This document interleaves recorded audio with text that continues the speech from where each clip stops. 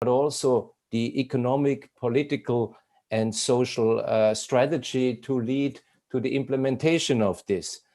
The focus of today's webinar is on the green recovery. And the next one, 12th of March, that means exactly 2 weeks from now, the same time, will be more than on the industrial implications. We are very fortunate today to have for the opening the ambassador of Japan, Mr. Yasushi Masaki, and the Director General of DG Klima, Mauro Petriccioni, and those who have been involved in the EU-Japan relationships, the recent history, I should say, know that Mauro played a decisive role in shaping this EU-Japan, or should I say Japan-EU economic partnership agreement. I will now have just to say a few points about the housekeeping, and after that we go straight into the presentations. We have 2 presentations, opening comments by the ambassador and Mauro, and then we have a discussion, and there's a second panel after the first 45 minutes. So about the housekeeping, you can use the chat function for posing your question, and my colleague Milan Elkabaut will monitor this, but also I get it on the screen and I can bring these questions into the debate. You can also raise your hand. We see this, and then you may speak up yourselves.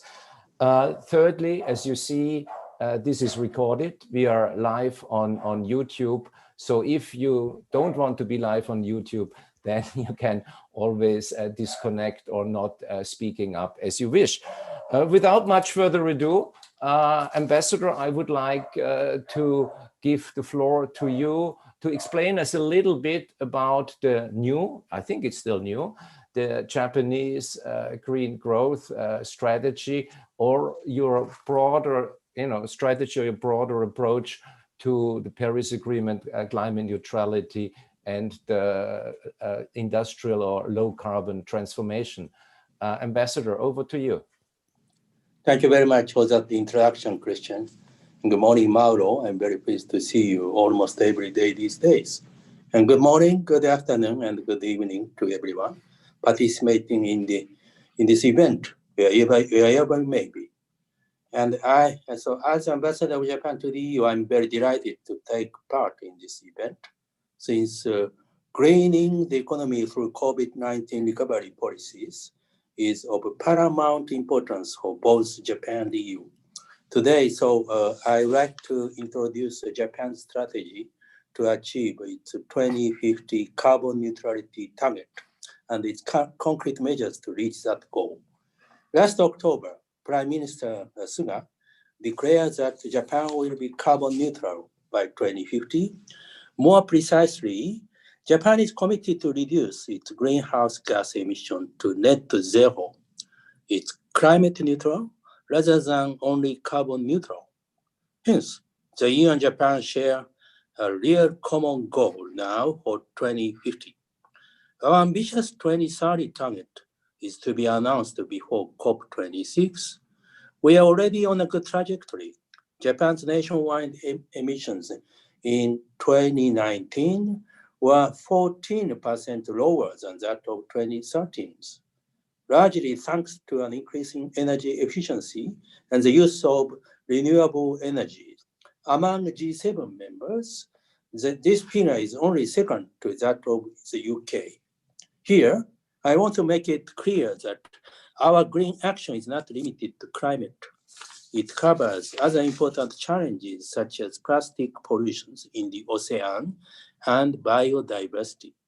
In 2019, under the Japanese presidency, the G20 leaders adopted the G20 Osaka Blue Ocean Visions, which aims to reduce additional marine plastic pollution to zero by 2050.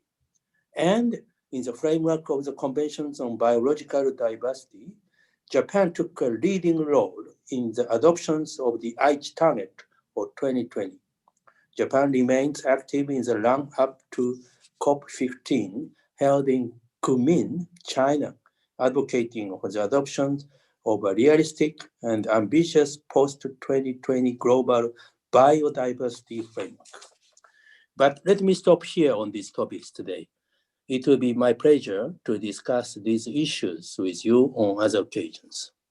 By the way, the EU stresses that the European Green Deal is not just an environmental strategy, but a growth strategy as well. I couldn't agree more with you on this point. Likewise, Japan's strategy to achieve its 2050 goal is purposefully named the Green Growth Strategy. The very first paragraph of the strategy opens by saying that the time where we viewed climate action as a hindrance to growth has ended, and tackling climate change is an opportunity for further growth. Let me further elaborate on what Japan has been doing lately on this matter. Shortly after the announcement of the 2050 goal on the 8th of December, the Japanese government adopted a new economic stimulus package, roughly worth 600 billion euros. While a significant portion of this package is allocated for responding to the pandemic, the overall majority is set aside to structurally transform society for the post-coronavirus era. It aims to build back better by redesigning our economy and society based on the following three transitions: decarbonizations, circular economy, and decentralizations. The highlight of the greening element was the establishment of a 2 trillion yen fund, approximately 16 billion euros, to accelerate the development and deployment of innovative technologies over the next 10 years. In addition, tax breaks for private companies making significant investment for decarbonizations were announced, and subsidized to build or refit existing homes into net zero energy homes were introduced. These were just the first steps. This package was quickly followed by the adoption of the Green Growth Strategy on the 25th of December. This strategy aims to provide better clarity to industry and investors by laying out technology roadmaps that include targets, milestones, and rates of deployment to achieve carbon neutrality by 2050.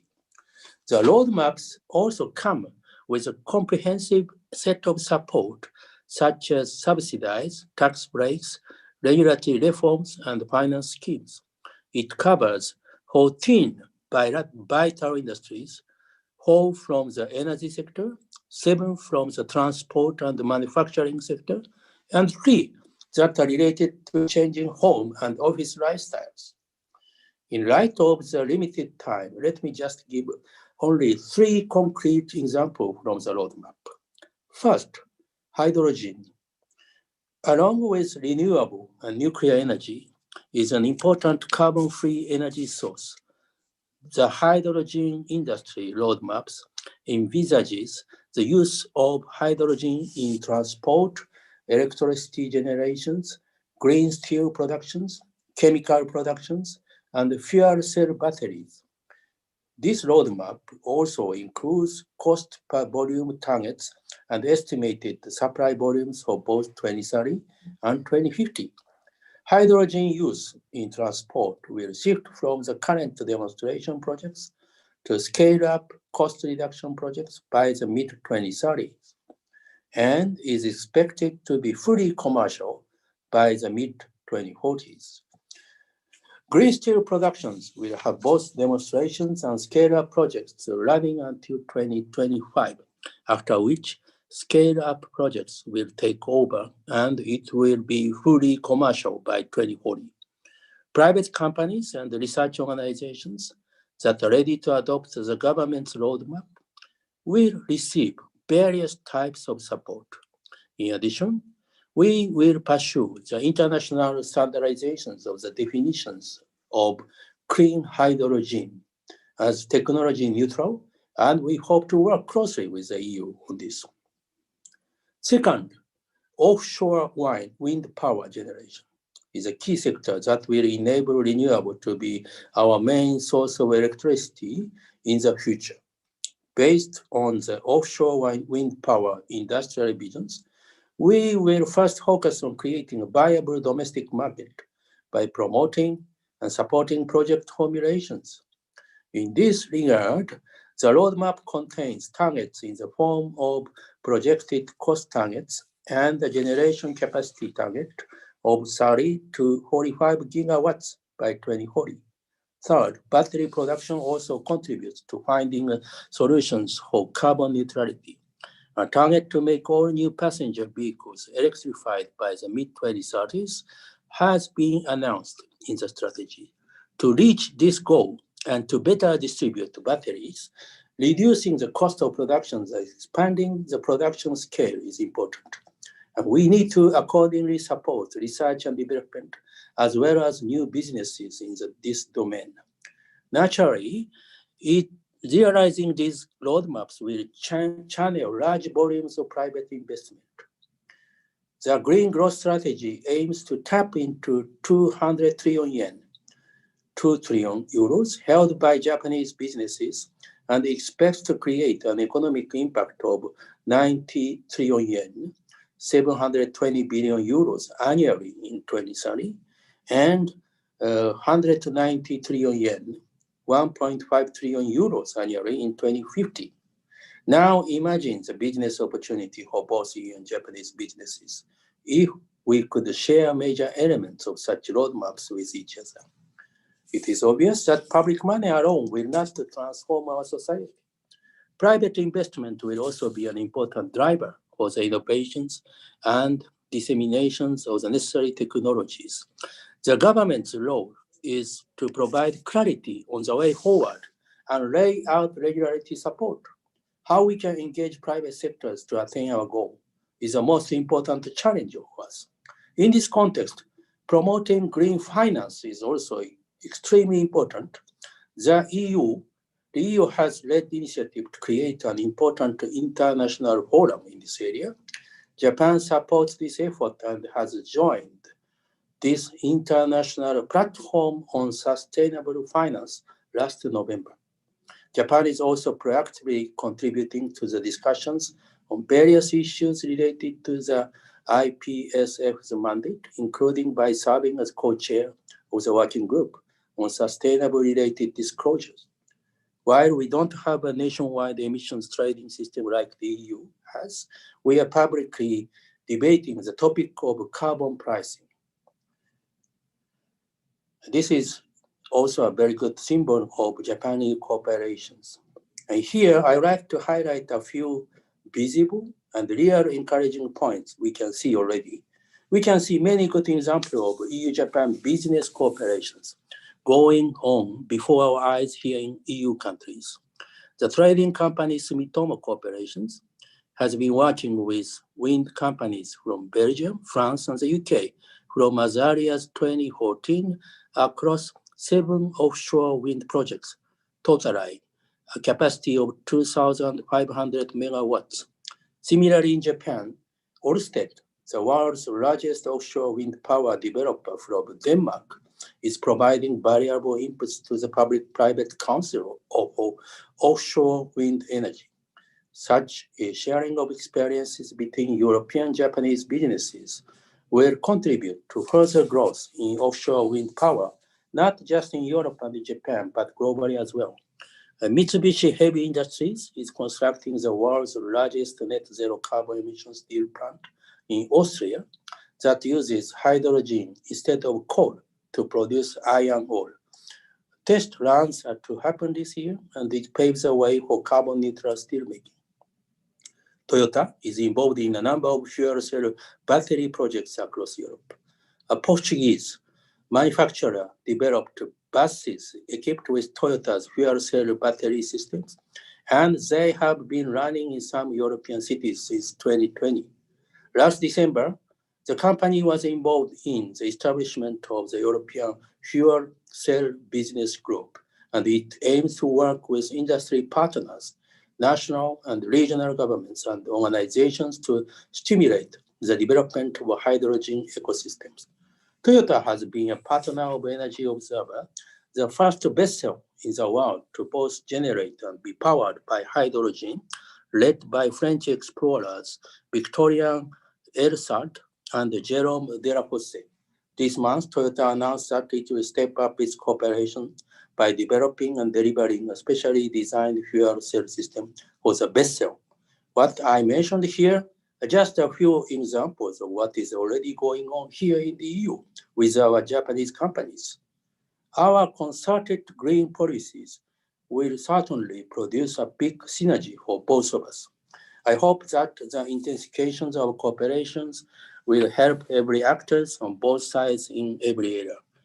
I would like to ask you to really to understand this situation to support our cooperations. Today, I spoke only of a small but very important part of our cooperations. We have, of course, many other areas of cooperation before us, such as digital transformations, science and technology educations, grassroots exchange, including culture. Our imminent cooperation is, of course, about COVID, and I can tell you that we have a good daily coordination to tackle all issues related to the pandemic with the EU. I'm confident that the EU-Japan good relations will continue to deepen our cooperation in every area. However, our cooperation on green policies will certainly be one of the most important ones to the world, not only for the EU and not only for Japan. I hope that today's discussions will continue to develop more our cooperation between the EU and Japan. Thank you very much for your attention. Thank you very much, Ambassador, for this passionate presentation of the Japanese green growth strategy. To me, it occurs that there is a closing of ranks in a way between the EU and Japan. Is the EU and Japan becoming the powerhouse of the global effort towards decarbonization? Mauro. Thank you, Christian. Christian, as I said before, Yasushi and I are doing this double act very often, but he's making it more and more difficult because his speeches get more and more precise, and it's very difficult to add substance to what he has said.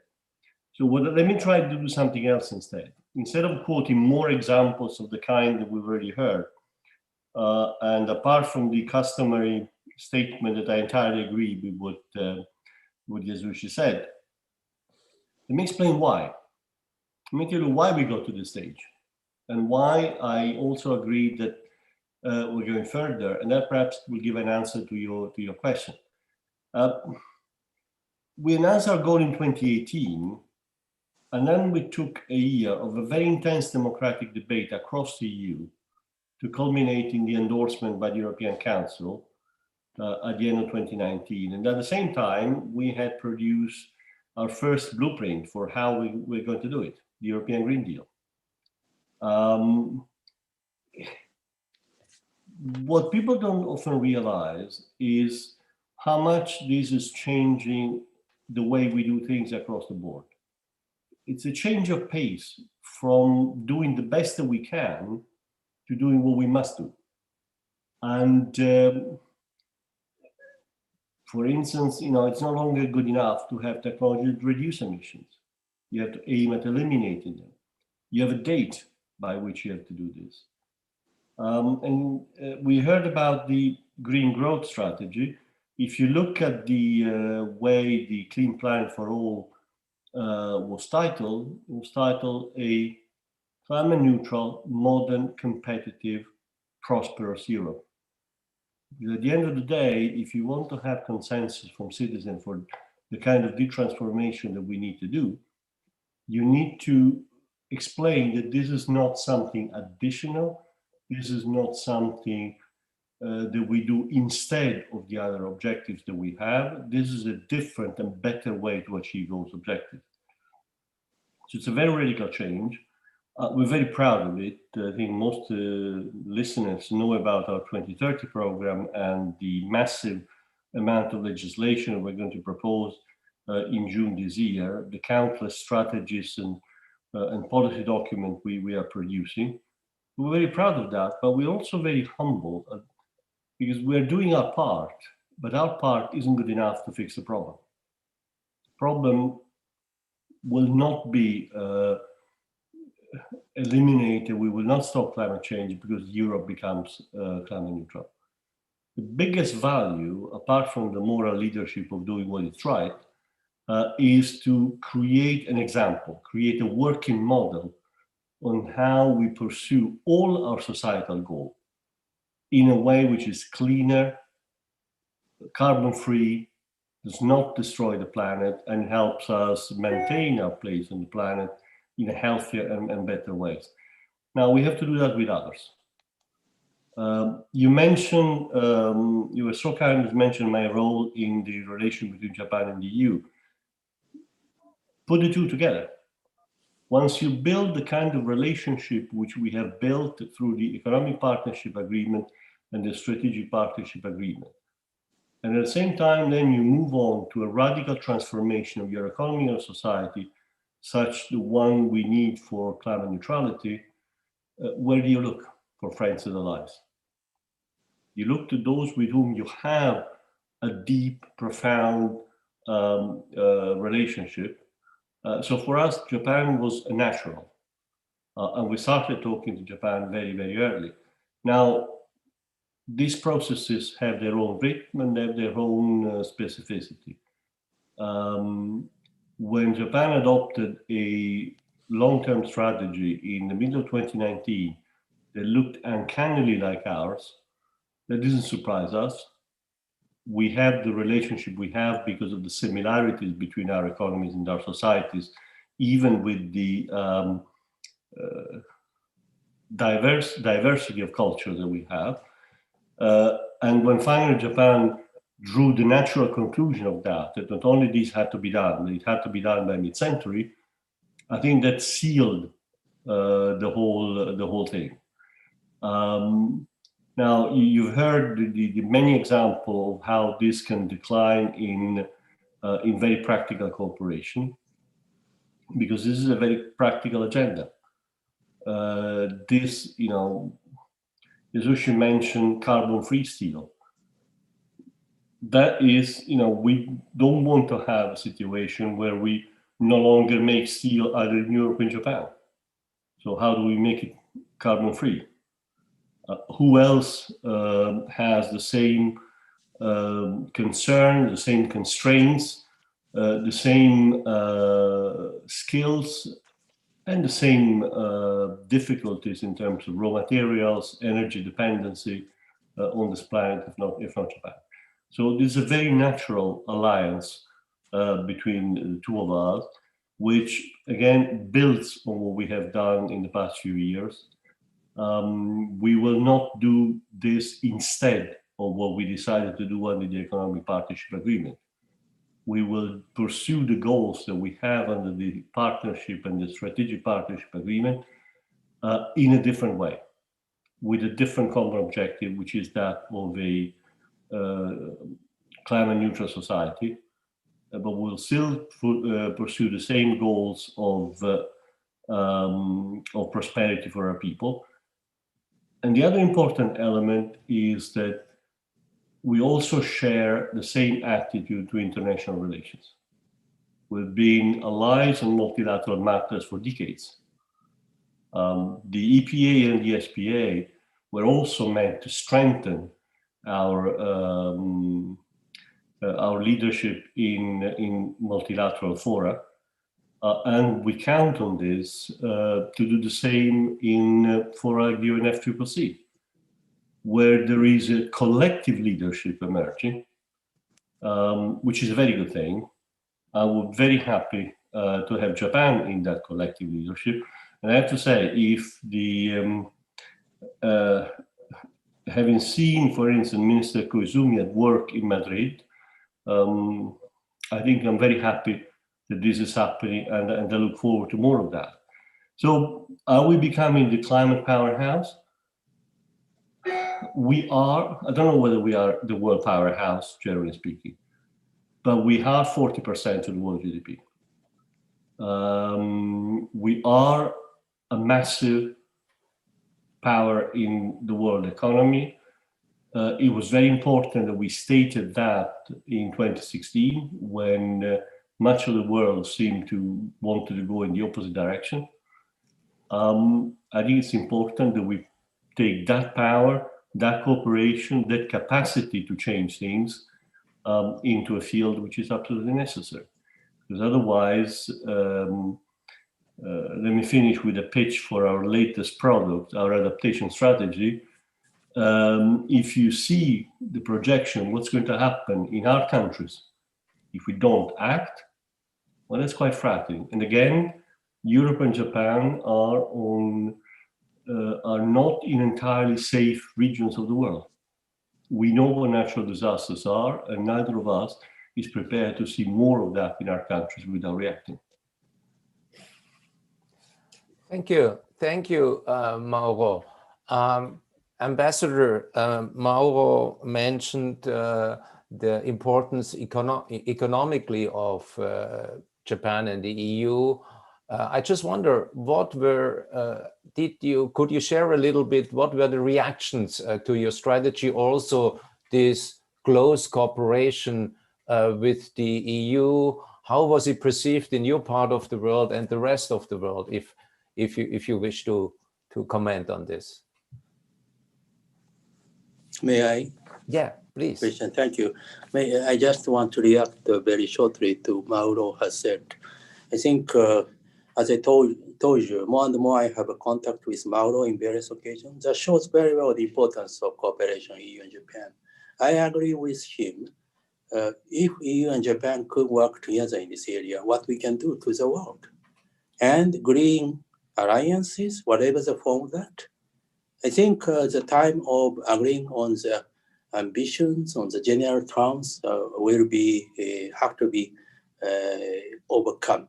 After that, even if we have a different point of views on concrete issues on certain points, I think the EU and Japan could take common actions together to reinforce, to host the world community to join the multilateral system.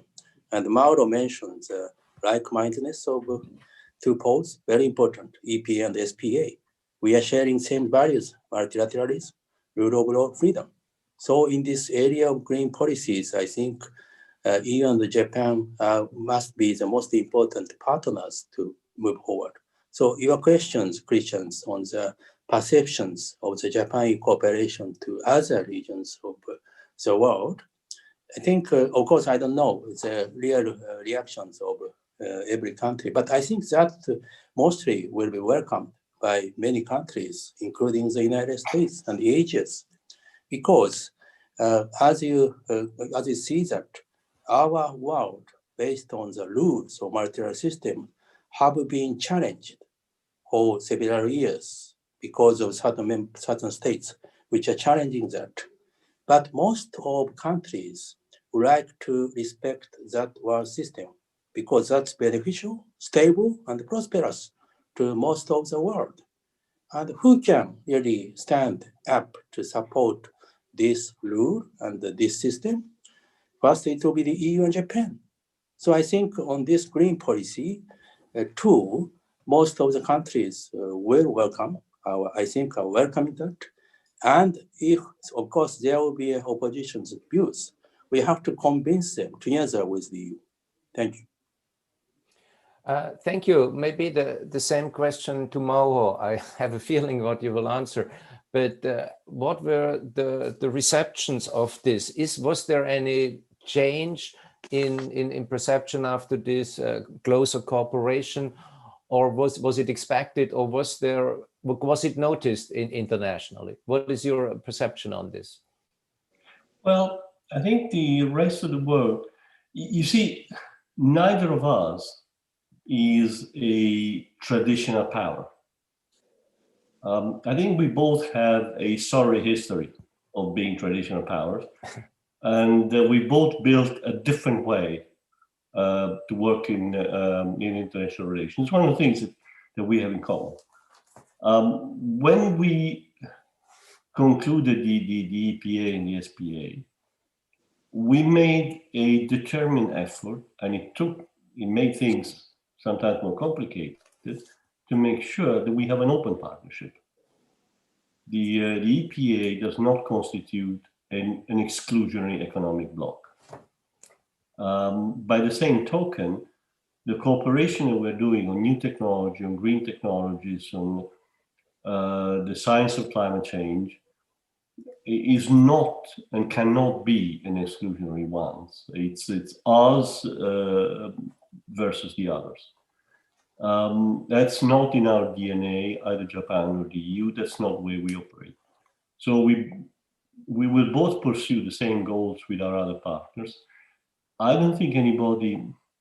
One of the strange consequences is that people don't usually notice what Japan and the EU do until we've done it and we announce it, and then everybody acts surprised that we produce these results. So on this one, I don't see a negative reaction. I hope that we can cause emulation. I mentioned collective leadership in the climate field, and that by definition doesn't mean two. It means more, but what I count on is that together with Japan, we will be able to shape that collective leadership in a more progressive manner than we would otherwise. And the field is ripe. The United States, with this new administration, is very, very close to what Japan and we are thinking. And the US remains the major ally for both Japan and the EU. So there is plenty of room for a positive relationship there. If you take China, we are having an increasingly fractious relationship with China. We can still do business with China, as the conclusion of the investment agreement last December shows. But if there is one area where the Chinese have come to share the same sense of urgency, the same sense of the need to act now and to have clear goals for the longer term that Japan and we share, that's the climate. It's much more difficult to see what happens in China than what happens in Tokyo or in Brussels. But I think you can see China going very much in the same direction. And if we can offer an example of how you do these things in the right way, I think we will have done the world a service. But one last thing, again, to echo the words of Yasushi, it makes a difference if you do these things in a system which believes in multilateralism, in freedom, in the rule of law, and in democracy. I think the fact that we bring a democratic and open way to pursue this kind of transgenerational objectives is also very important in terms of a model to other countries. Thank you, Mauro. I'm aware that you will need to leave us in a couple of minutes, but can I just be a little bit more pedestrian, if you allow me, Ambassador? A plan is a plan. You have very ambitious plans, but then as you go there, the bills come in. There are economic and social changes, implication, and so on. So how do you see, or how is that debate unfolding also in Japan? And I guess Mauro is in the middle of this, or has been in the middle of this for a long time. I just wanted to hear, where is Japan on this, dealing with the implications of this very radical and transformation? Well, I think this you said the implication, but it's really unavoidable. And Mr. Suga is very clear. We have to take these opportunities. As you know that we are in a very particular situations as a country, islandist countries, and also we have so many natural disasters. And as you know that we have unfortunately accidents of nuclear plants. And in spite of that, I think climate change is so imminent challenge and important challenge only also to Japan. So that's why our government decided to change drastically our policy. And after that, we are sharing the ambitions of 2050. As I told you, we have to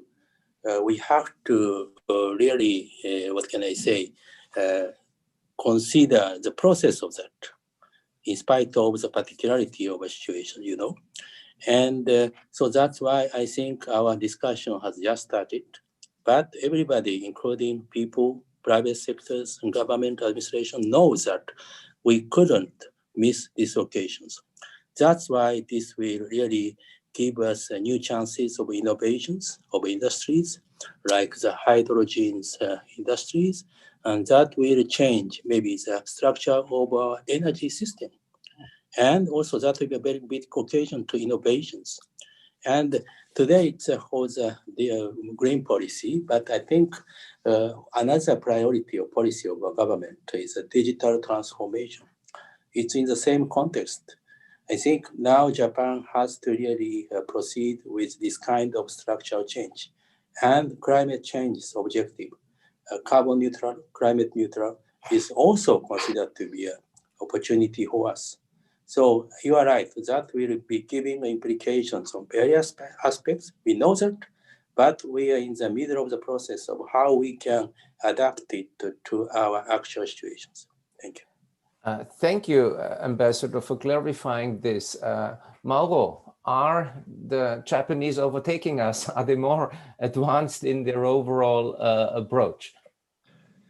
Well, let me quote my boss when he said, "This is the one race where nobody can lose." He put it this way: if Japanese scientists or Japanese companies were to develop low carbon solutions faster than ours, I'd be the first. I'd be on the front row clapping.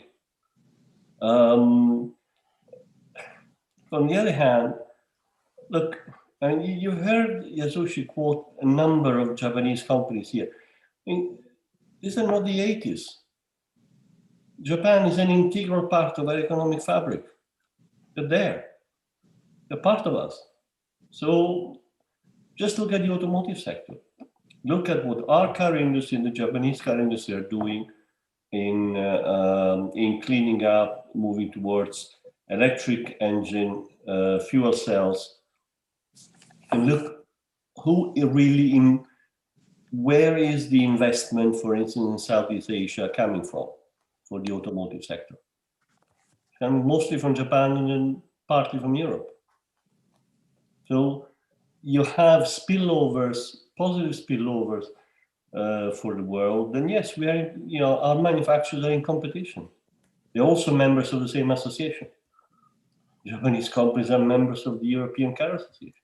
So, that relationship is much more complicated than a straightforward two-way competition, I win, you lose. It is becoming increasingly symbiotic, and we are deliberately fostering that because it's good for both of us.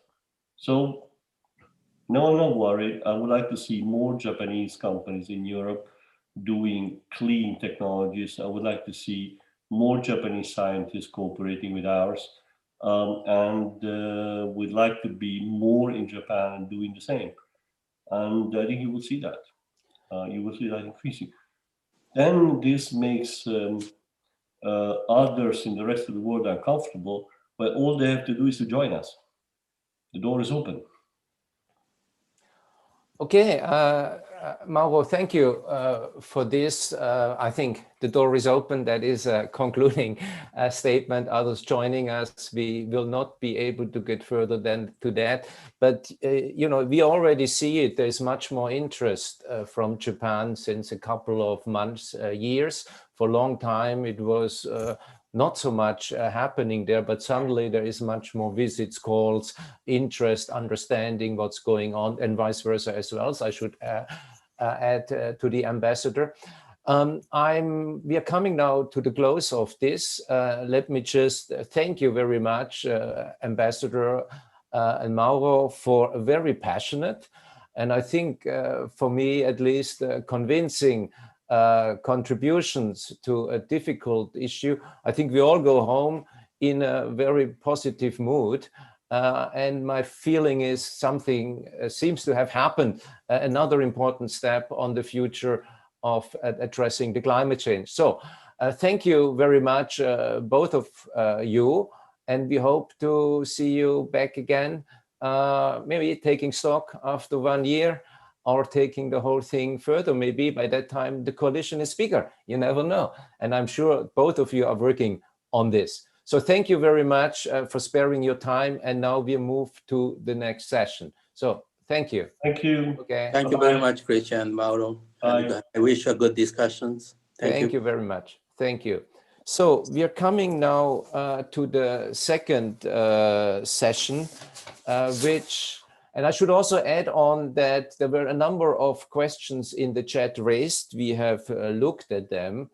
We will address them later on in the discussions, and you may be able to put the questions to the Japanese and the European speakers as the discussions evolve, and we keep them on mind. So we are moving now to this what we call the expert panel on building back better. How does the EU strategy compare with the Japanese, or the Japanese strategy with the EU strategy to greening the economy via the recovery? We start with the Director for International Affairs in the Ministry of the Environment of Japan, Mitch Oe, who will give us a bit more detail on the recovery activities, on the recovery plan implementation in Japan. And then we move on to the Jorge Núñez Ferrer speaking on the European side. So, Mitch, please. Hey, thank you very much, Christian, for your kind introduction. And good morning, good afternoon, and evening from Tokyo to everybody. It is my great honor to be here to make some short presentations. And as the topic of this discussion is Build Back Better, so let me start talking about the online platform for Redesign 2020, which is the initiative of Japan regarding climate and environmental actions in the context of recovery from COVID-19. Yes, we have been facing two crises, coronavirus pandemic and climate change. The COP26 of UNFCCC were postponed to November this year due to the coronavirus pandemic. However, we should not lose our will or momentum of enhancing climate actions. So that is the idea behind when my minister, Japanese Environment Minister Koizumi Shinjiro, proposed this initiative in late April last year, just after postponement of COP26 was announced. And this initiative had two objectives. Firstly, to share information and exchange views on climate and environmental policies, measures, and actions in all countries in the recovery from COVID-19. And secondly, to keep international momentum and enhance international solidarities on climate actions through holding a dialogue among as many ministers and representatives of countries and non-state stakeholders. So this event, online ministerial meeting, was held on the 3rd of September last year. And about 46 ministers and vice ministers joined this online event to share information and views on each country's actions. And many stakeholders are also joined. And in total, we have 96 countries to participate in this meeting, including video or written messages, and also to input the questionnaire surveys related to their actions. And as an outcome of this online ministerial meeting, we successfully launched a web-based information platform and platform for Redesign 2020. Okay, next slide, please. And here are some key messages from the discussion in the online ministerial meeting. Participants recognized the importance to redesign our socioeconomic system to be more sustainable and resilient, based on the three transitions towards decarbonized society, circular economy, and decentralized society. This concept of redesign, or word of redesign, actually comes from my minister's idea. In the recovery from COVID-19, we should aim at building back better towards more sustainable and resilient society. In other words, we should utilize the recovery from corona pandemic as an opportunity to change our socioeconomy to enhance its sustainability and resilience. The three visions of socioeconomy, decarbonized, circular, and decentralized, are key concepts that my minister or my ministry would like to seek for in the process of redesigning the socioeconomy. As for the decarbonized society, it is also stressed that by many participants that enhancing NDCs and committing to net zero emissions by 2050 are important as part of their recovery strategy from coronavirus pandemic. As many of you know, Japan had a great step regarding our long-term goal 1 month after this meeting by the Prime Minister Suga's declaration to aim at net zero by 2050 goal made in October last year. We are now accelerating our efforts to update our 2030 target as well, which is in line with this long-term 2050 goal and ambitious, and which will be presented by COP26. And in the meeting, several key points are also stressed, including importance of science-based solutions, formulation of strategies, actions by stakeholders, and social and technical innovations. And lastly, participants expressed their expectation for Platform for Redesign 2020 as an information hub to share experiences among various countries and the stakeholders. Now, the platform contains policies, measures, and actions in about 100 countries on environment and climate undertaken in the context of recovery from coronavirus pandemic. So Japan will keep the information be updated and would like to use this platform as a Japanese initiative, at least until COP26. So I would like to conclude my presentations. I'd like to respond to the question to me, how Japan defined Build Back Better.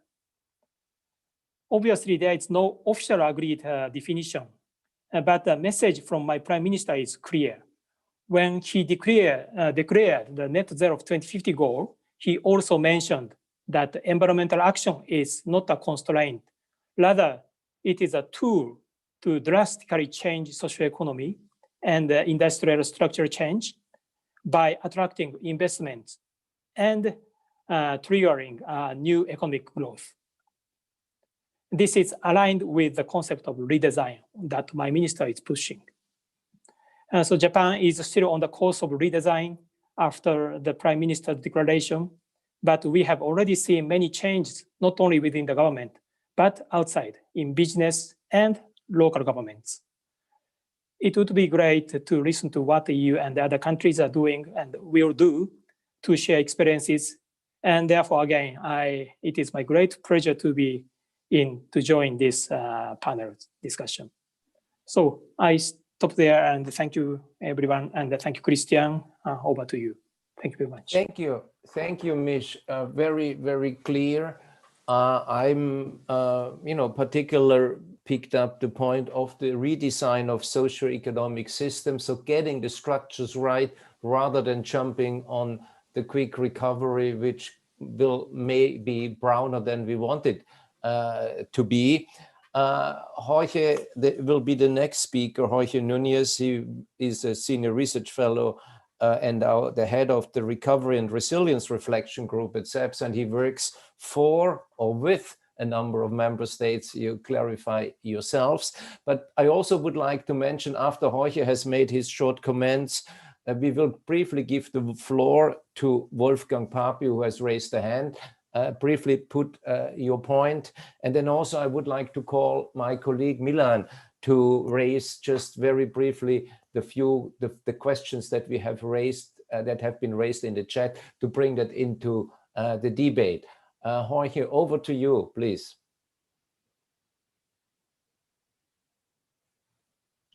Yeah, first I have to unmute, of course. Thank you for asking me to speak here. I'm not an official, and I don't work for any government.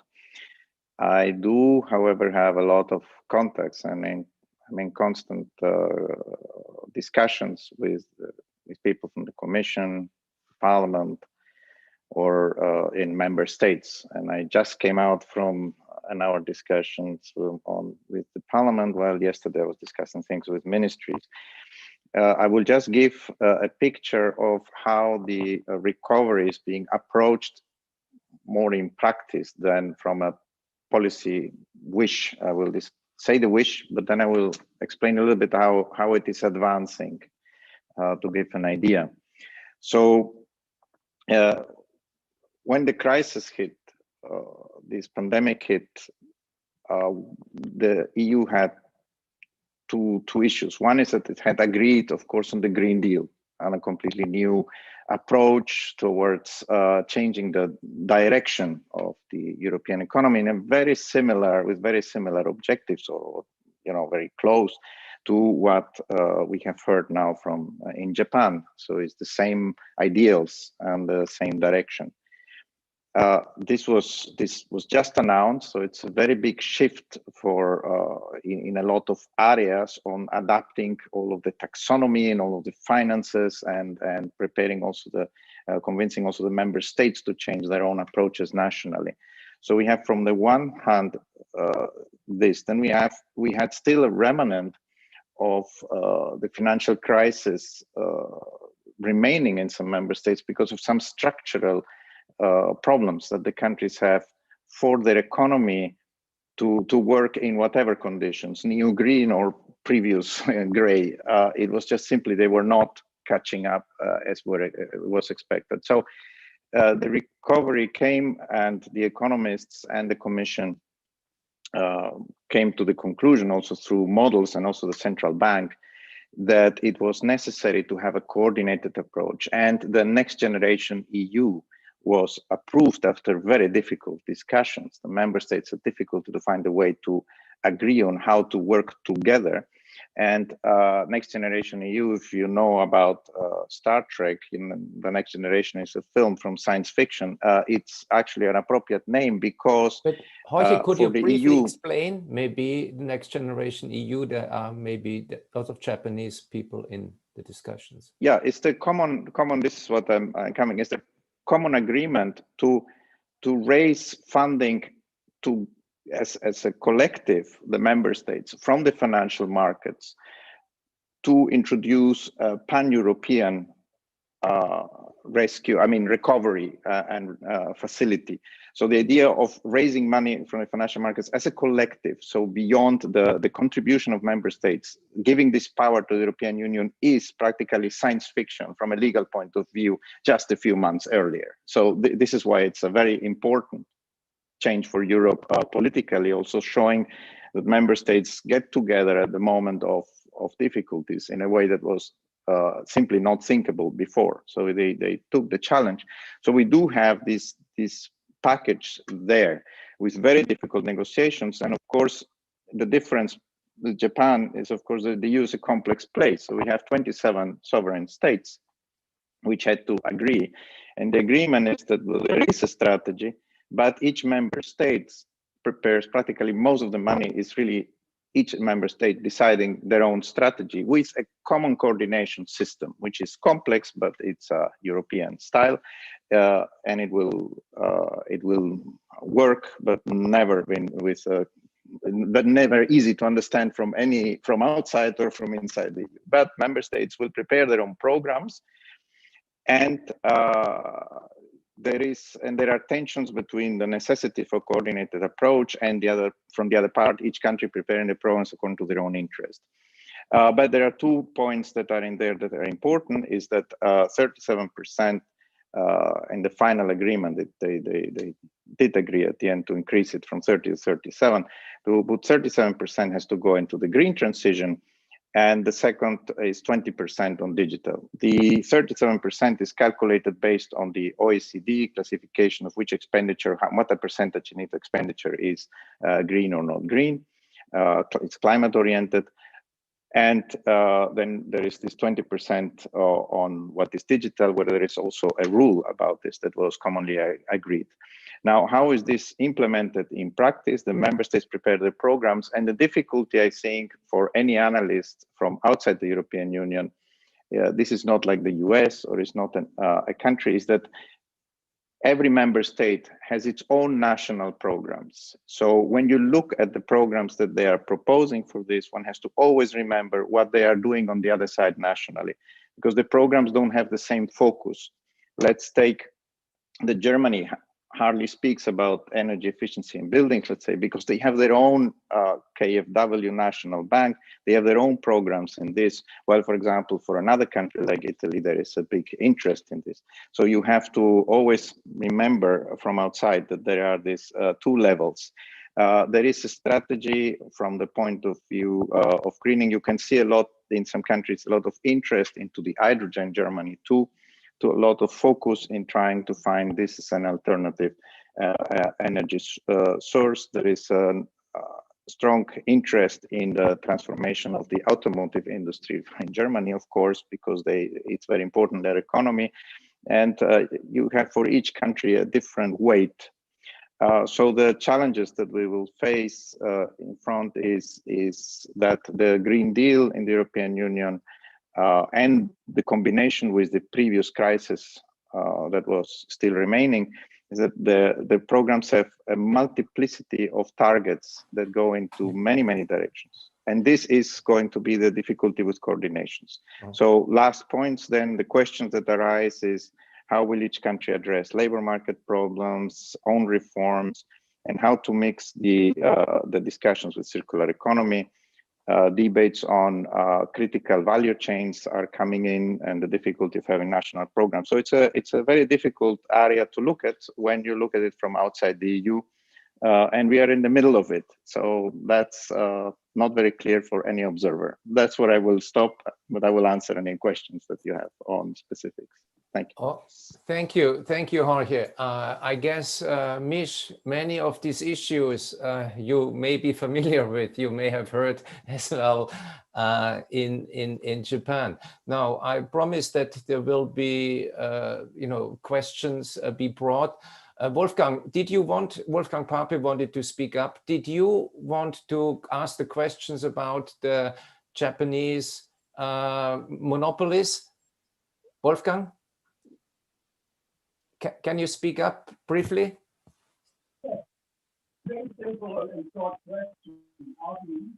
We don't hear you. We don't hear you. Sorry. We don't hear you. You're not muted, but we cannot hear you. Okay, let me try. Wolfgang was asking, to what extent does the Japanese electricity sector structure inhibit the uptake of renewables? I don't know to whom this question is, but if any of you have views, that would be good. Milan, could you maybe report on the other questions that have been set up?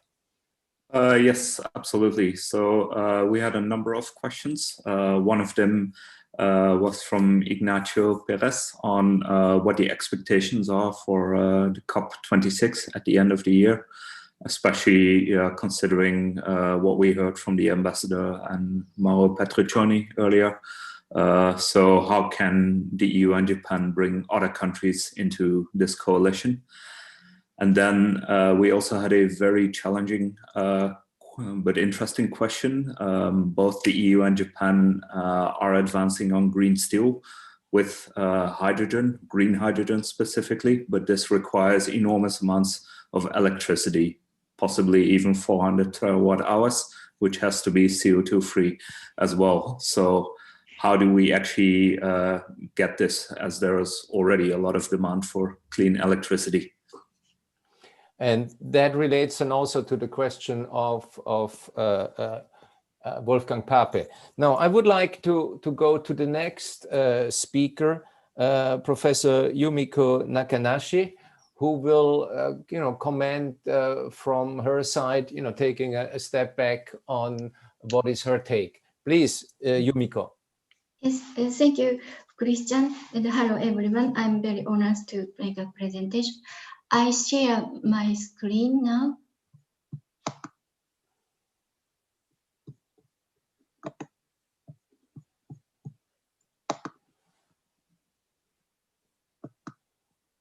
Yes. My question is, how can the EU and Japan cooperate on green industrial policy? So Japan and the EU have a common problem, and thus they have a common interest in tackling them. Last October, Prime Minister Suga showed that Japan would lead international efforts to combat climate change and would aim for net zero carbon emission by 2050, making a green society one of his key policy priorities. In light of this, in December last year, the Japanese Ministry of Economy, Trade and Industry, METI, formulated a green growth strategy towards 2050 carbon neutrality. This strategy shows the economic development in boosting environmental protection. I think that such a strategy is important and indispensable in order to achieve carbon neutrality until 2050. A long-term vision is necessary, in particular, in order to overcome such a difficult problem. On the 18th of December 2020, the European Parliament and the Council adopted the next long-term EU budget from 2021 to 2026. That budget is coupled with Next Generation EU, which is a 715 billion euro recovery instrument. This aims to achieve a greener, more digital, and more resilient Europe for the next generation. This demonstrates that EU's commitment to building back better. COVID-19 has affected the economy very badly. The recovery instrument, Next Generation EU, presents a burden for the next generation. Therefore, Next Generation EU investment money should be used to tackle climate change, to promote digitalization, which young people will benefit from. I think that it is a well thought out plan, which considers not only the current situation, but also the future. Before COVID-19, the EU and Japan had both attempted to tackle climate change. Even during the COVID-19 pandemic and the post-COVID-19, the EU and Japan should continue to promote environmental protection. Both the EU and Japan are ready to cooperate to combat climate change. They concluded the Economic Partnership Agreement, EPA, and the Strategic Partnership Agreement, SPA. The EPA entered into force and SPA began to apply on the 1st February 2019. That is to say, 2 years ago. The second meeting of the Japan-EU EPA Joint Committee was held on the 1st February this year. Japan and the EU exchanged views to address issues faced by the international community, including the COVID-19 pandemic, environmental protection, and digitalization. In addition, the second joint dialogue with civil society under Chapter Trade and Sustainability was held on the 2nd of February. Organizations of environmental, and social and as well as economic interests exchanged their view. Personally, I participated in the meeting as an observer via Zoom. Article 16.4 of the EPA refers explicitly to the Paris Agreement and stipulates that Japan and the EU commit to working together to combat climate change. Article 24 of the SPA is a special article on climate change. The EU and Japan will take the lead in combating climate change globally. The EPA and SPA are legally binding instruments. Based on these instruments, they can enforce their cooperation during and after the COVID pandemic. In the context of the green industrial policy, hydrogen is one of the most important things. Regarding a global hydrogen economy, in July 2020, the EU, Germany, and France began to recognize the importance of a hydrogen-powered society as a means of tackling climate change, and at the same time boost the economy. In Japan, already in December 2013, the Ministry of Economy, Trade and Industry established the Council for a Strategy for Hydrogen and Fuel Cells, composed of industry, academy, and government experts. Based on Council discussions, a document entitled Basic Hydrogen Strategy, which advocates a world-leading hydrogen-based society, was approved at the Ministerial Council on Renewable Energy and Related Issues on the 26th of December 2017. This document promotes hydrogen as a new energy choice. It indicates that Japan will lead in global efforts to establish a carbon-free society by taking advantage of Japan's strong points. Moreover, a new strategic roadmap for hydrogen and fuel cells was formulated by the Council for a Strategy for Hydrogen and Fuel Cells in order to achieve the goals of Basic Hydrogen Strategy on 12 March 2019.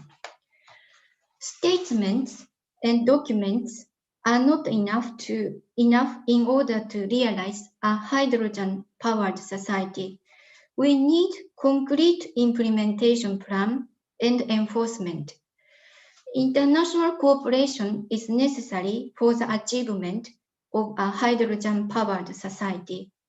On the 23rd of October 2018, the METI and the New Energy Industrial Technology Development Organization held the first hydrogen ministerial meeting in Tokyo. As a result, Tokyo Statement was adopted.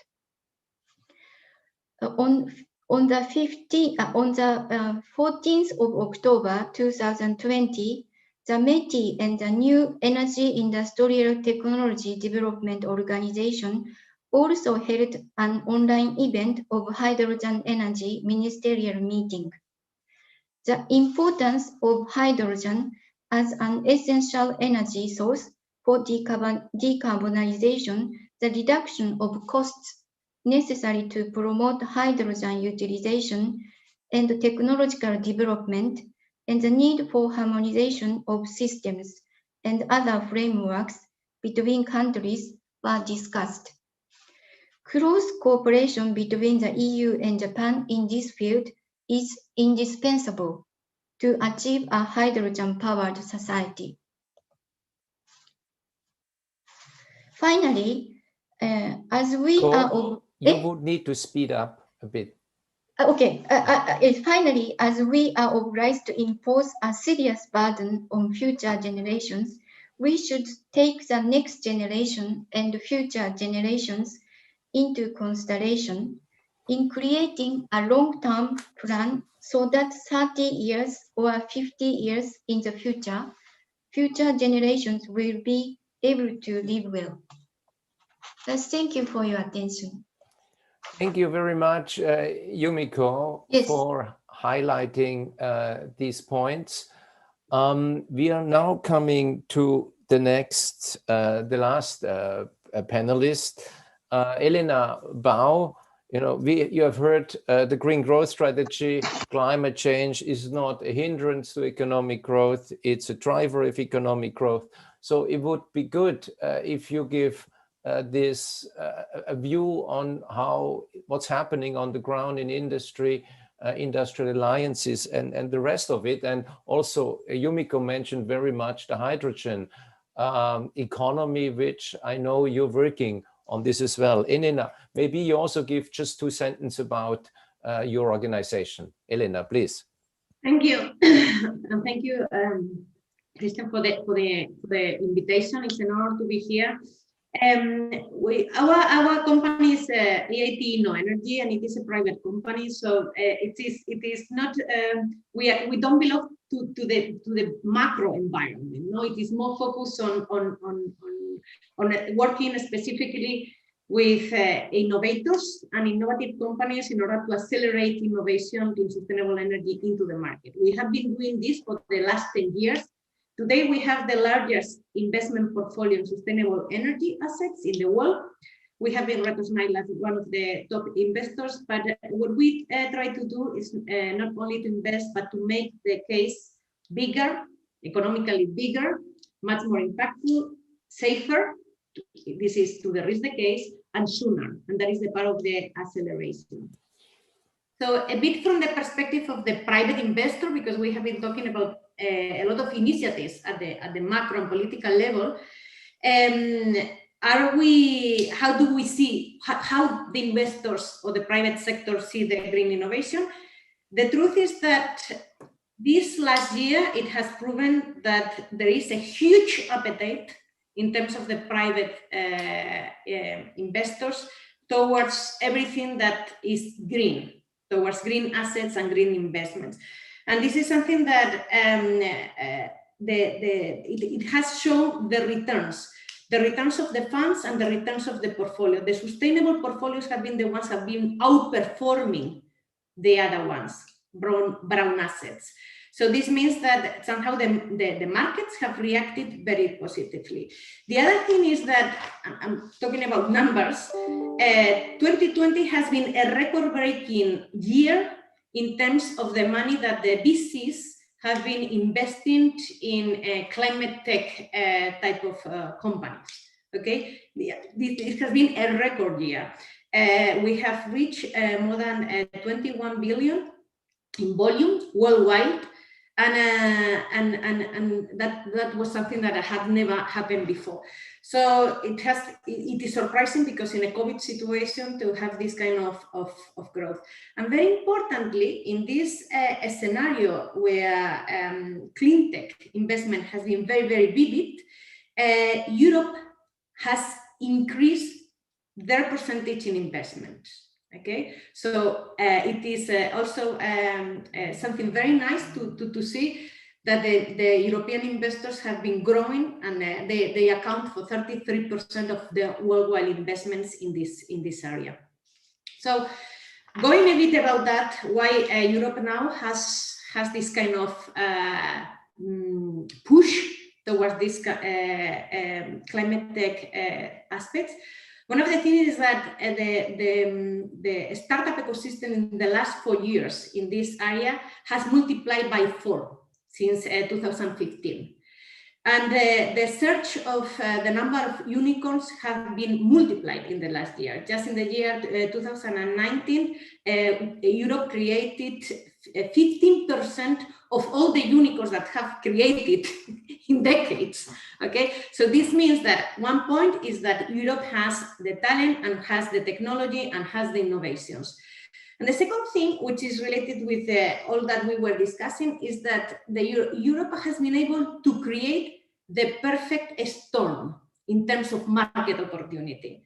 And why? Because they have created a stable market for all these kind of investments. And why? Because they have put the Green Deal and the European and the energy transition at the core of what they are doing, at the core of the policy. This gives stability. Secondly, because they have devoted a massive financial resources to it. Jorge was talking about the 750 billion, new billion in the Next Generation EU. 37 of those are devoted to this type of projects. So this means that they have created a public support to this kind of innovations, which is crucial because climate tech innovations, in order to be bankable, they need the private and the public investment. And then also Europe has a in terms of regulatory framework, it is quite ahead in comparison with other countries. So what we have been seeing in the last 12 months has been something that has no precedent. For the last 10 years that I have been doing this kind of investment, we haven't seen before that US investors are coming to Europe to invest. Also, Japanese investors are coming to Europe to invest, and also US companies, many of them are coming to establish in Europe in order to make also business. So this was something that usually was vice versa, that our European companies were leaving and going to Europe. So this is this direction has been changed. So we have here, these are all good news. This is a very favored environment. And what are the challenges? The challenge has to do about the execution capability that we have.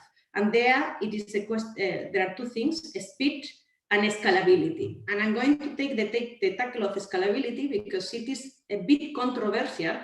We have seen Mauro and the ambassador talking about this kind of global cooperation, how important it is that the climate change is a global topic. But as Jorge has mentioned before, even with within Europe, we have a lot of challenges to cooperate together. And in terms of the Next Generation EU, as Jorge has said, each country has their own national energy and climate plans with different focus.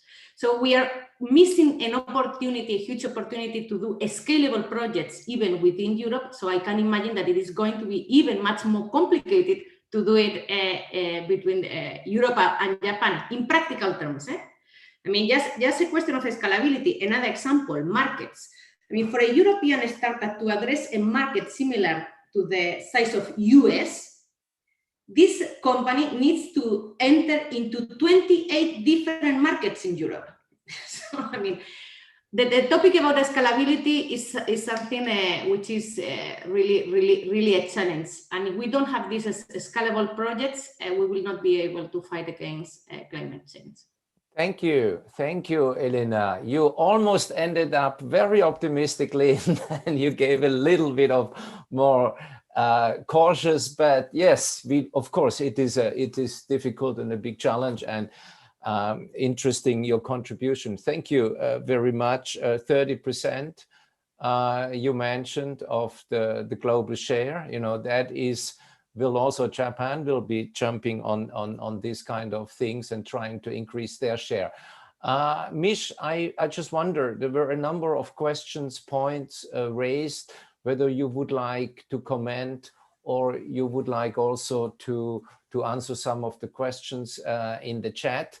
And as we have only around 10 minutes, I would then also just ask Jorge, Yumiko to come in, and then Elena, you get the last word, provided you end up with a very optimistic note. All right, a deal. Okay, Mish. Yeah. Hey, thank you very much. Thank you very much, Christian, and yeah, thank you very much for other speakers on this panel. Yes, you are very informative, and your insights on this matter. I would like to say that it's really important to share our long-term goal. We have already shared this, but anyway, we both Japan and the EU are looking at net zero by 2050. This is a very good, important signal. And now the US has already joined us. So in globally, the EU, Japan, and the US are now looking in the same direction to net zero by 2050. This is a very good signal for the investors and private sectors. I fully agree with that the importance of the private sectors, of course, and investors. And I would like to stress that Japanese companies or Japanese business are also joining this trend. After my prime minister declared to aim at 2050 net zero, the Keidanren, the biggest industrial association in Japan, welcomed this announcement, stating that it's a bold announcement, a bold decision by the prime minister. So it was for me, it's quite a surprise to have such a voice to listen to from the business people. But anyway, that's a reality in Japan. So I really appreciate this conversation, and we would like to continue in the governmental level and also in the business levels. Collaboration between the Japan and the EU will be enhanced further in future. That's my general comment. And I know that several questions are asked to me, for example, the power sectors in Japan, renewable energies in Japan, or the green hydrogen in Japan. I just want to say that we are now intensively discussing or reviewing our energy policy as well as our 2030 target in parallel. Our direction is very clear to reduce the dependency on fossil fuels as much as possible. And in this sense, the renewable energy is a key. But at the same time, when we're talking about the 2030 or the quite a shorter term, it's there are many quite difficult discussions and sensitive discussions among related stakeholders and citizens. So it takes more time, a few months, but I'm sure that Japan will show some clear visions on the energy and the 2030 target as soon as possible, and not later than the COP26 this November. I stop there. Thank you very much. Thank you very much, Mitch. And Jorge, you have one or two comments on what you have heard? Just one short thing is that one of the issues what we heard is that there is effectively an issue because every country does its own program. Important to note also from outside of the EU or some is that apart from the recovery package, we do have the traditional, let's say, EU common budget that is €1 trillion over 7 years, in which there are parts like, for example, the InvestEU, which is a private public kind of finance instrument run mainly by the European Investment Bank, which becomes bigger. And I think that one of the things we have to observe, and in the EU we are not yet there, is also to coordinate better the national ones with the, let's say, traditional one, to use the weakness of one with the strengths of the other, to make up a little bit from this lack of central piece in the recovery plan. That's maybe the key issue, that there is still work to do. We are still in the middle. There's not much time, but it is still possible to make more, coordinate better. That's all. Yeah, now I was muted. Thank you, Jorge. Yumiko, you want to give your take on what you have heard? Yes, thank you. So I would like to refer to the COP26.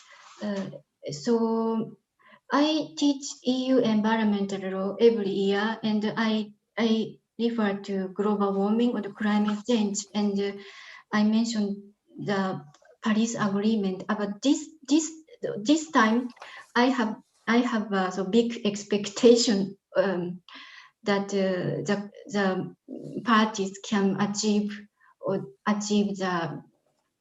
the goal. So because President Biden, Biden became a president of the United States, and China and the US and EU and Japan, and so big country are in the same direction to towards carbon neutrality.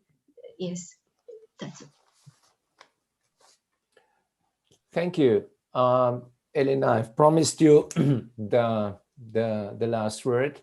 You don't have to over comply with my request. But so again, what's your point? We're shifting to the private sector, which I think is a key element in all this. Elena. No, I think that I want to be really optimistic. I was just putting the fact that we need more coordination, and I think that scalability is key. But we have already some examples that are already working, and I would like to mention, because of the hydrogen topic has been quite present in this conversation, that we launched the European Green Hydrogen Acceleration Center with the support of Breakthrough Energy. And that this week we announced one of our flagship projects, which is the company H0 Green Steel. And it is a giga scale green hydrogen plant. The idea is that in the year 2023, there will be producing 5 million of tons of high quality CO2-free steel, and we are mobilizing 2.5 billion of investment in order to do it. And this will mean that we will create 10,000 new jobs, direct and indirect, in this example. So this means that there are scalable initiatives joining, and in all these initiatives we are mixing these public investors, like sometimes the Bay, and also private investors. The same thing that with the gigafactory of Northvolt. Northvolt has been one of the gigafactories that has been the first industrial unicorn in Europe. And it has been a mixture of Swedish companies, German investors, the European Investment Bank. So there has been also many European actors pushing these kind of initiatives. So what I mean is that it is complex, but there are some initiatives that prove that this kind of scalability is possible. So very optimistic. Okay, thank you, Elena. We have run out of time, so let me close here. I saw a very large, almost perfect, or frightening, a large agreement between the EU and Japan. Then there is also, we entered into that big scope for further cooperation on government level, on diplomatic level internationally, but also on industry and also civil society, etc., etc. Many challenges, we have identified some of them, but we are by no way through all of them. But we also have identified throughout the discussion the huge opportunities there exist. And if you just go back, let's say 15 years ago, how much the debate has really changed on this one, and I find it very impressive.